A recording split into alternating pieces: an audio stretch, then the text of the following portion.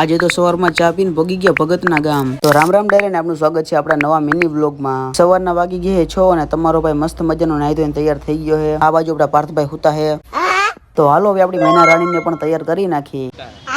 આ ધૂળની ગાડી કેવી ભરાઈ રહી છે, પણ એકચ્યુઅલી માં વ્યાને મસ્ત મજાની સાફ સફાઈ તો કરવી પડશે. અચ્છા. ત્યાં તો આપણા પાર્થભાઈ મસ્ત મજાના જાગીને ગાડીમાં બેસી ગયા. ગાડી કાઢીને ભોગી ગયા અમરધામ ચા પીવા. એકચ્યુઅલી માં આપણે હે ને ચાના ઓરિજિનલ બંધાણી, ચા વિના તો હાલે જ નહીં. ચા વિના મને ચેન પડે નહીં.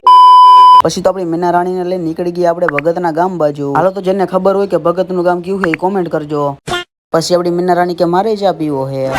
પછી એને 500 નો ચા પાઈને ભોગી ગયા ડાયરેક્ટ ભગતના ગામ. વડના ટાટા સાંઈ ગાડી પાર્ક કરીને જોયું તો ભાઈ આટલું બધું ટ્રાફિક.